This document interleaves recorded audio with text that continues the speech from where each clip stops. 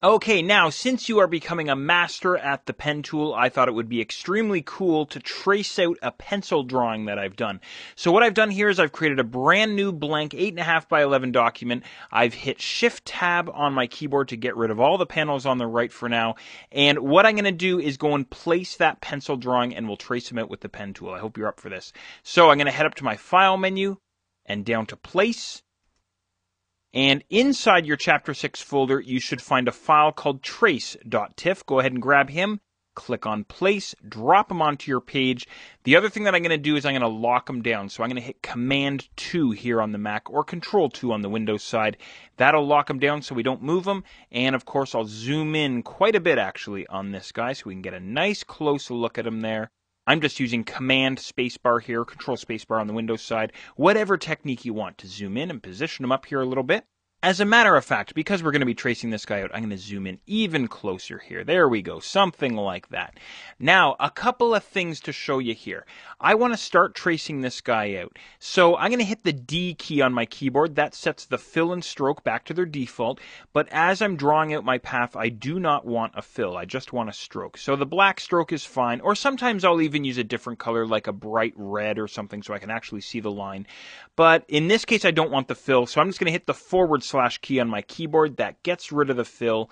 The other thing that I'm going to do is, this is a great trick. I'm going to hit the A key on my keyboard. That switches me to the direct selection tool, the white selection tool inside the toolbox. And then I'm going to hit the P key on my keyboard. That switches me to the pen tool. I'll explain why I did that in just a moment here. But before we get to that, let's start tracing this guy out. So I'm going to start tracing out his head here. So I'm just going to reposition this here just a little bit and start wherever you like, wherever you're comfortable on this guy's head.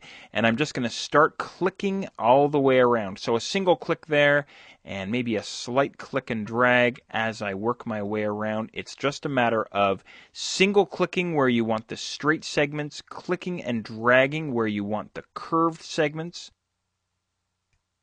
all the way around the head of our robot here. Now, do you recall that I hit the A key on my keyboard, the direct selection tool, and then I hit the P key on the keyboard? This is a great trick. If I hold down the Command key here on the Mac or the Control key on the Windows side, what happens is I toggle the last arrow tool that I had selected. So if I had selected the black arrow tool, the selection tool, before grabbing the pen tool, then I'd see the black arrow tool right now.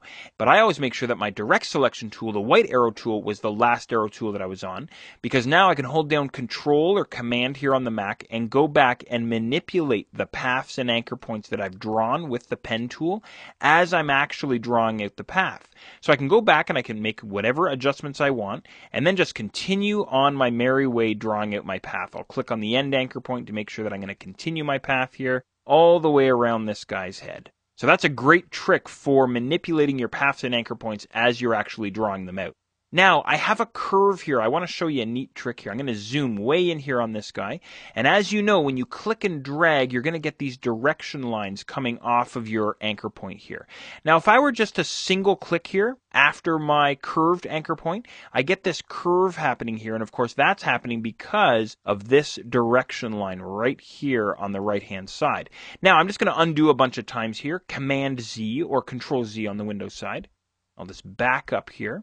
Now, rather than just single clicking to carry my line down this guy's face, what I'm going to do is I'm going to single click on that anchor point. And what that does is that knocks off the one side of the direction line. You recall that from earlier, I'm sure. Now when I single click, I get a nice straight path. So as I'm going along, if I have a situation where I have to click and drag like this, oftentimes I'll just single click back on that anchor point to knock off the one side of the direction line and then continue on. I'll show you one more example of this here on this little lump that I have right here. So right here, I don't want to single click and get this bulging curve. So what I'm going to do instead is single click on the anchor point itself and then come down a little bit further and drag out my next point. Something like this. You'll get the hang of this. The more you do it, the easier it gets. It's like anything else, right? As a matter of fact, sometimes I get a little bit overconfident and I try and do these great big expanses of distance between my anchor points. Sometimes it works. Sometimes I get lucky. Sometimes it fails miserably.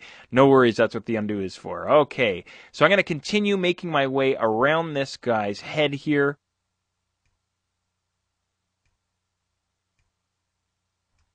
single clicking back on my anchor points wherever I feel it necessary. As a matter of fact, I've gotten so comfortable with the pen tool that a lot of this stuff is even on autopilot. I don't even really think about this stuff anymore.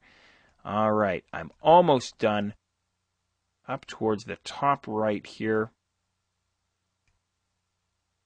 We can probably finish this off in a few clicks here. Again, single click will give you the straight segments. Click and drag for those curved segments. All right, don't forget to finish off your shape to create a closed object. Just bring your cursor back over your starting point. There I see the donut beside my pen nib, and I'll click and I'll drag just a little bit to give myself a slight curve there. And there we are. I'll zoom out here a little bit, and there I have the inked head of my robot, at least. I'll just hold down the Command key here on the Mac, or Control on the Windows side, of course. Single click inside some white space, and that will deselect your path for you. So there you go. There's the starting point, anyway, of tracing out a penciled drawing.